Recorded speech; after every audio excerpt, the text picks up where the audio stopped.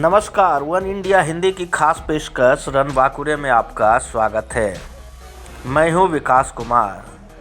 भारत और चीन के बीच जारी सीमा गतिरोध के बीच पूर्वी लद्दाख में पैंगोंग झील के पास भारतीय नौसेना के मार्कोस कमांडो बल को तैनात कर दिया गया है।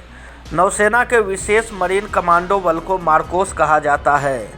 यहाँ गतिरोध के पहले दिन से ही भारतीय वायुसेना के गरुड़ और भारतीय सेना के पैरा स्पेशल फोर्स के कमांडो डटे हुए हैं।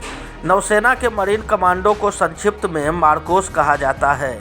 पूर्वी लद्दाख में पैंगोंग झील का खासा हिस्सा चीन के पास है। वहाँ नौसेना के कमांडो की तैनाती से दुश्मन के मंसूबों को नाकाम बनाने के लिए डटी हमारी सशस्त्र सेनाओं को मजबूती मिली है। इसके साथ ही लद्दाख की हार जमा देने वाली ठंड में नौसेना के कमांडो अपनी मारक क्षमता को और बढ़ाएंगे। सूत्रों के अनुसार पैंगोंग झील में पेट्रोलिंग और सतर्कता का स्तर बढ़ाने के लिए इन मार्कोस को आधुनिक मोटर बोट भी दी जाएंगी। मार्कोस अर्थात समुद्री कमांडो भारतीय नौसेना की अति प्रशिक्षित इकाई है। ये कमांडो देश के सबसे प्रशिक्षित कमांडो में शुमार हैं और हवा व ज़मीन के साथ पानी में लड़ने के लिए भी विशेष तौर से प्रशिक्षित हैं। ये कमांडो आतंकवाद और समुद्र के भीतर नौसेना के किसी भी प्रकार के ऑपरेशन को अंजाम देने में सक्षम हैं। इन्हें कड़े प्रशिक्षण से गुजारा जाता है ताकि वो हर चुनौती से निपट सकें।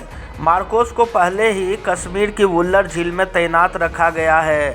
वे वहां तैनाती के दौरान आतंकवाद के खिलाफ मुहिम में हिस्सा लेने में दक्ष हुए हैं। बता दें कि पिछले 6 महीने से पूर्वी लद्दाख में एलएसी पर चीन से जारी गतिरोध के चलते सर्दियों में भारतीय सेनाओं को अग्रिम मोर्चों पर चौकस रखा गया है।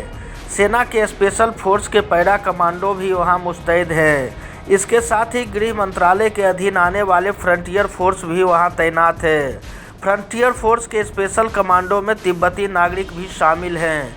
इस फोर्स ने पूर्वी लद्दाख में उचित क्षेत्रों पर कब्जा जमाकर अपनी स्थिति को मजबूत किया है। भारत और चीन के बीच अब तक कई दौर की वार्ता हो चुकी है। इसके बाद भी पूर्वी लद्दाख से सेना को हटाने पर अभी तक कोई सहमति नहीं बन सकी है। इससे अब लगभग ये तय हो गया है कि दोनों देशों के सैनिकों को हार जमा देने वाली ठंड के बीच आने वाले कई महीने तक वहां बने रहना होगा। पिछले 6 नवंबर को कोर कमांडरों के बीच 8वें दौर के बातचीत के बाद भी अब तक दोनों ही देशों के बीच कोई ठोस प्रगति नहीं हुई है। इससे पिछले 7 महीने में चला आ रहा सैन्य गतिरोध अभी जस का तस बना हुआ है। इस खबर में फिलहाल इतना ही। तमाम अपडेट्स के लिए बने रहिए वन इंडिया के साथ।